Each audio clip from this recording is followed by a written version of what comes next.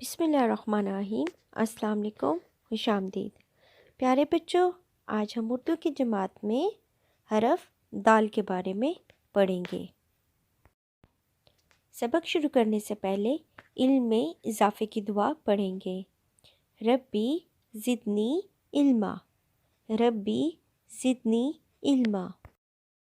तदरीसी मकासद। इस सबक के अख्ताम पर बच्चे हरफ दाल की पहचान कर सकेंगे और इसके ज़हीरे अल्फाज की पहचान कर सकेंगे। बच्चे हरफ दाल की लिखाई की मश्क कर सकेंगे।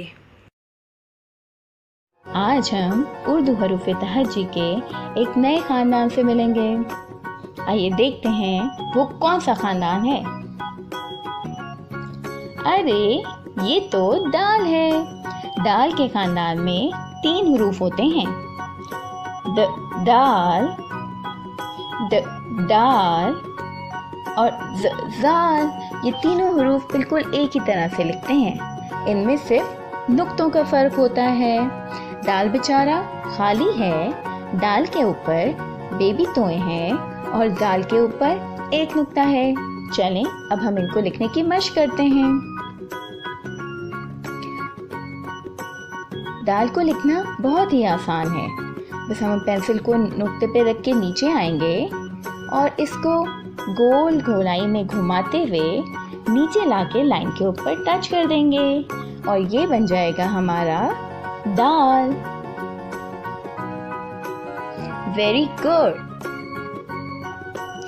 अरे ये तो हम दाल के घर में आ गए हैं। यहाँ पे तो दाल दोपहर का खाना खा रहा है।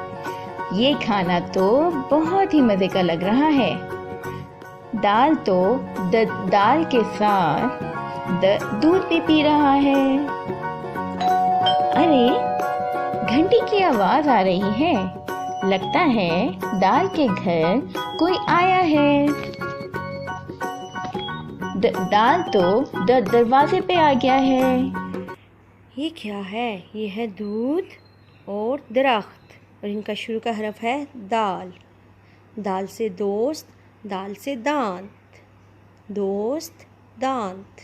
जो आज हम हरफ दाल की लिखाई करेंगे। पेंसिल को सिक्के के करीब से पकड़ना है। नुक्ता आगाज़ पे पेंसिल पर को रखते हुए पीछे की तरफ जाना है और गोलाई बना के लाइन तक आना है। तो ये हमारा कौन सा हरफ है? दाल। और दाल के पास कोई नुक्ता नहीं आएगा।